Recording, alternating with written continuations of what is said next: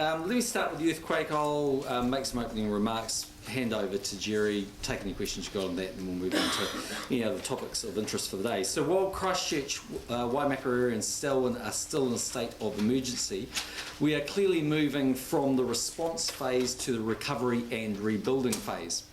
As we've already indicated, the government is planning to pass emergency legislation tomorrow in Parliament under urgency to assist with the recovery efforts. The legislation, called the Canterbury Earthquake Response and Recovery Bill, is in Jerry Brownlee's name. The bill is recognition that legislation such as the Building, Local Government and Resource Management Acts are not designed for the special circumstances Canterbury currently faces. We don't want recovery work being slowed or stopped by needless red tape and filling out of paperwork. That is why the government is introducing the bill to allow seamless transition from the state of emergency.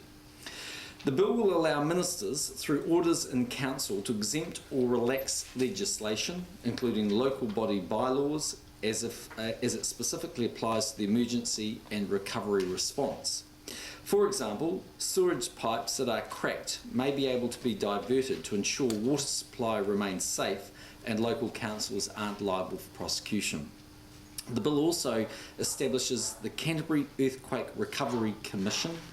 This body will advise ministers on proposed orders in council, prioritise resources and funding allocations, and also provide a central contact point between central and local government.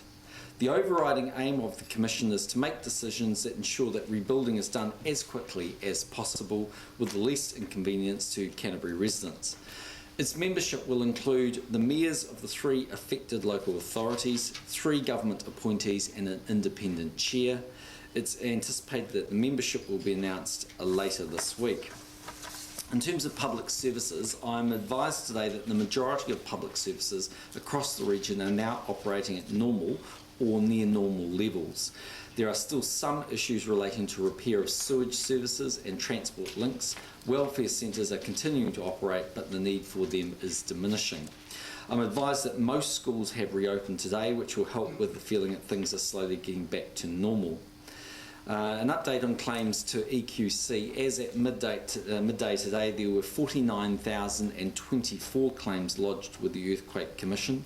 The Commission advises that it anticipates that total claims will exceed $100,000, although I'm quick to point out, I might say, that many of these are likely to be quite minor in nature. I want to outline some of the moves the government has taken so far to aid the people of Canterbury. These include the wage subsidy. As of last Friday, nearly 500 employers had called about the earthquake support subsidy scheme for small businesses. More than 292 employers have filed written applications, and these have been forwarded to the Chamber of Commerce, and they cover 1,585 employees. Canterbury's community-based social services can receive grants from a special $7.5 million community response fund. The fund will provide one-off grants between $5,000 and $10,000. The government is giving $2.5 million to pay for trauma counselling. IRD has set up a disaster response helpline for people having difficulty meeting their tax obligations, and IRD is recognising the special circumstances faced by Canterbury taxpayers by taking a sympathetic and flexible approach and by allowing tax credits for earthquake relief and cash donations. Alan Baird has been appointed as Rural Emergency Coordinator on Farms. He will work with the new Regional Rural Recovery Group led by MAF and involving representatives from organisations with rural business interests. The government has waived the $10 a tonne waste levy on Canterbury landfills for earthquake waste. The government is working on a suite of measures to streamline the earthquake's claims process, and with a goal of speedy payouts. We're looking to make further announcements on those details this week. The government has given $5 million to the Mayoral Fund for cases of real and genuine hardship. The government has $94 million in the Emergency Works Fund to help repair Canterbury's road infrastructure. We've also established a special Cabinet Committee on Canterbury Recovery. Its membership has now been finalised, and that membership and the committee's functions will be issued to you later this afternoon. The first meeting of that special committee will be held tomorrow. Looking ahead, as we move to the recovery and rebuilding phase, there will clearly be a range of issues of varying complexity and severity which will need to be addressed. These issues range from temporary housing to historic buildings, right through to how insurance companies handle what are going to be complex claims, how we will deal with those who are uninsured, and how we stabilise and deal with the issues of land damaged by liquefaction. You will appreciate these are complex issues. There will be a series of meetings held this week to try and address them. When we are in a position to release more information about our responses to these issues, we will let you know. But it has to be acknowledged that these are big decisions and we want to ensure that we get them right, and we will not be rushing into them. Finally, in conclusion, I've been to Christchurch 3 times now since the earthquake, and a number of other ministers have visited as well to survey damage and offer whatever help and support they can. Today I note that the Governor-General and Lady Satyanan were down in Christchurch getting a first-hand impression of the damage and recovery effort. I've been deeply moved by the stories that people have told me that I've met in Canterbury. I want to place on record my thanks to all the workers and volunteers of all the central and local government agencies and the profit and not-for-profit sectors who have worked so hard under such trying circumstances to get Canterbury back on its feet. Reconstruction is not a short-term proposition. It will take many months and cost a lot of money. Not all of that will be borne on the government's books, but a substantial amount of it will. What is clear, though, is that in financial terms, this will turn out to be the most costly natural disaster New Zealand has ever experienced. But we can be grateful that because of our building standards and high levels of preparedness by the authorities, both local and national, we did not see the loss of life that has been the case in similar-sized earthquakes in some other countries around the world. On that note, I'll hand over to Jerry, then we'll take any questions you'll have on the earthquake, and then we'll move into the other issues of the day. Well, can I confirm that other parties in Parliament have indicated their willingness to facilitate the passing of that special legislation tomorrow. We have, some of them are still considering their exact position, albeit that they are supportive, and we may in fact be able to pass that legislation without recourse to an urgency provision. It's only natural, given this type of legislation, they should have a reasonable time to reach that final position. The Prime Minister has said that around about 49,000 claims have been lodged with the EQC. Can I confirm that around about 2,000 homes are likely to have damage that exceeds the 100,000 cap at this early assessment stage? Around 12,500 claims, or about 25%, are likely to be minor damage or contents damage only, which is likely to have a value of less than $10,000. About 34,500 claims, or 70%, are likely to be for damage to the value between $10,000 and $95,000, of which 14,000 involve the collapse of a chimney. So if those numbers overlap, it's simply because the types of claims will overlap. So some people will have contents and a little bit of damage, others will have a lot of damage and contents. Some will have some contents and a chimney, others will have a chimney and no contents, etc., etc. But it does give you a flavour for the way in which these things can be dealt with. Our expectation is that EQC will be contacting people from tomorrow. I'd advise people who are being contacted by assessors to ask the assessor to give them the EQC number that they have previously been given, so they know that they're talking to someone who's genuine. And I would also advise, do not give out bank account numbers to anybody claiming to be an EQC assessor. The first payments we would expect to be made to some people this week. And because of the nature of the way the contacts are being made and the work is progressing at pace, there will naturally be some form of audit system following that up. Other work which needs to be assessed and dealt with quickly is the work that's between that $10,000 and $100,000 worth of damage.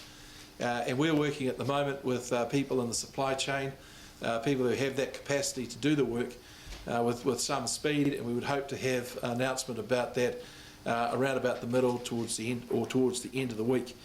Where there is more than $100,000 worth of damage, there's likely to be other issues which will have to be dealt with in a different way, and we would hope to have a clearer picture on that also by the end of the week. And I know that means some further disruption for people, but we continue to ask for their patience in dealing with this. It's very important that any decisions that are made do take full account of potential value loss, not only for those affected houses but for others around. And so it's worth taking the time to make sure that we get this part right. For those houses who have or are considered to be, or people consider they can't occupy them because there's no water or sewerage on, we're advised that both those services are connected to the vast majority of streets that have been affected, and it's likely that there'll be a break in the connection between the street and your home. That is the householder's responsibility. So if you know that the water's on for your neighbours, the sewer's on for your neighbours, then you can get in a plumber or a drain layer to fix that. The EQC number should be forwarded with an invoice for that job to EQC, and they'll pay the tradesman or the company doing the work directly. We think that will open up the opportunity for people to return to homes much more quickly, even if there is minor damage that needs to be dealt with later. The Commission will get established by the legislation and will begin its work later in the week. There are some big issues that they will have to deal with, particularly around the land issues, which I know people will ask questions about. Until the geological survey work is completed, it's very difficult to make any predictions about what may come out of that. We would expect to have that work completed within the next 10 days, and then a consideration period after that as to what that information actually means. So the focus that's on this week is very much on contacting people who have indicated their houses are not able to be lived in, to ensure that they are placed in suitable accommodation in the medium term. In the first instance, that will be often the responsibility for the insurance companies, and I know that they've made every effort to secure housing in Christchurch that's available, and the Minister for Housing and the Minister for Social Welfare are working on programs that we'll be able to talk about later in the week. All in all, I think the move towards recovery is going well. The legislation passing tomorrow will mean that the city can move from emergency into urgency around the repair, and I would expect a smooth transition through that, and we remain confident that the districts, with some assistance from government, have the capacity to rebuild the communities that are affected. How many people do you think are in need of that urgent housing that you were talking about? And what could you do for those people? Well, there's a range of things. Firstly, if you are insured, it's likely that your insurance policy will have an arrangement that will allow you to have some temporary accommodation should the house be not able to be lived in. This normally happens when people have fires, so earthquakes are a little new and the numbers are a little new. Until we are able to work out from the insurers how many they're assisting and get a sense from the requests into Housing New Zealand of how many are not assisted, we can't quite put a number on that. But I would suspect that while we're saying there are 2,000 houses currently red stickered, that as services are put back on, as assessments are made about the damage, that number will be significantly less, and it'll be a matter of going through over the next few months proper repair on those houses, albeit the people will be back living in them. So are you looking at some sort of solution for those people who aren't covered by insurance, some kind of housing solution for them? Well, we expect the numbers who aren't covered by insurance to be extremely low, and the priority at this stage has to be those people who have made provision and do have an arrangement in their insurances structure to get a temporary accommodation. The others, I think, will self-identify over time.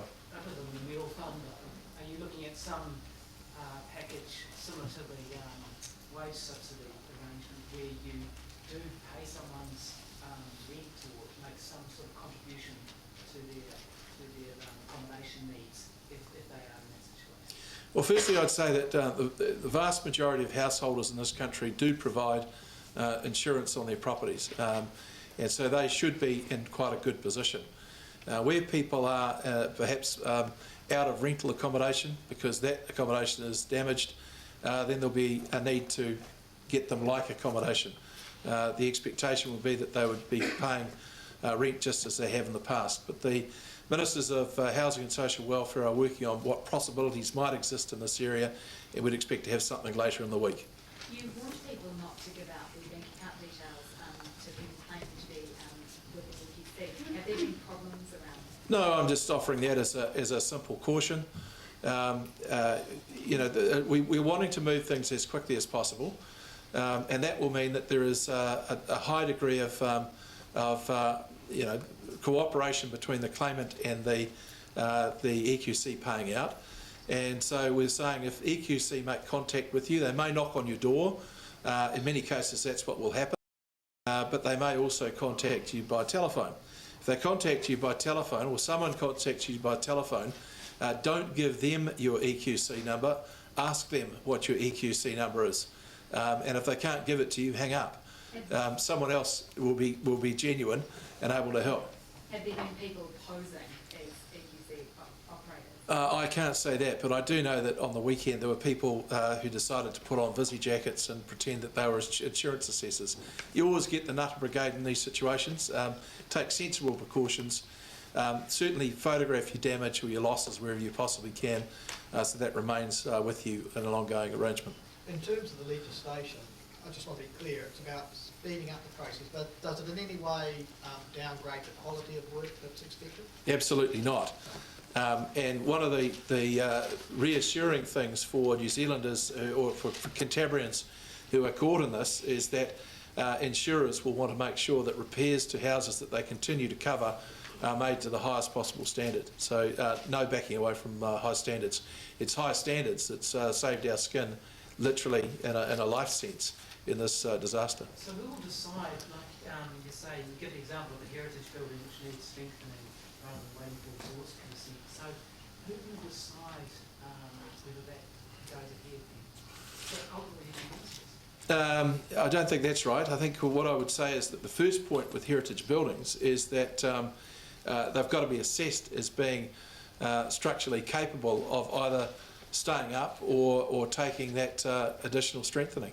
And the real point has to be that we've got to make sure that any building that has a difficulty is remediated to a level where people are safe using it.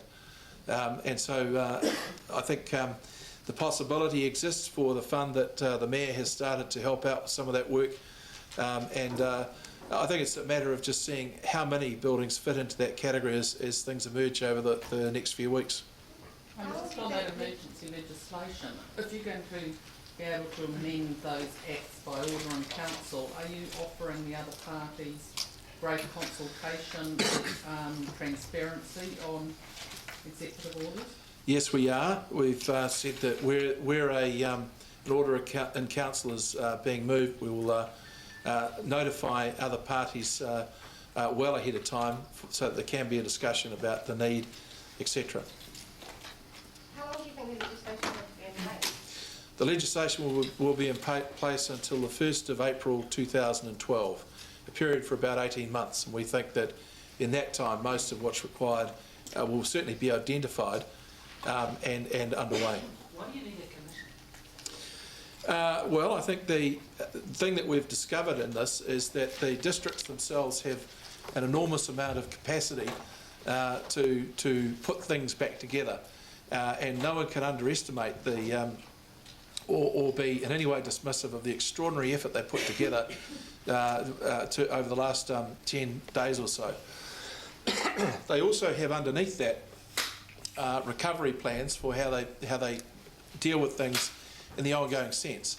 But having a commission means that you get the 3 mayors from the districts all working together so that we don't get different arrangements for consenting or the way in which they treat big projects like sewage and waste from any of the districts, because they are interlinked. And where it comes to the sort of general quality of life and also sanitary matters, it's important that I think they have a single focus on all of this. Furthermore, it'll be a way in which the government has a better opportunity to work with them to quantify where liabilities lie over the longer term. Okay, thanks very much.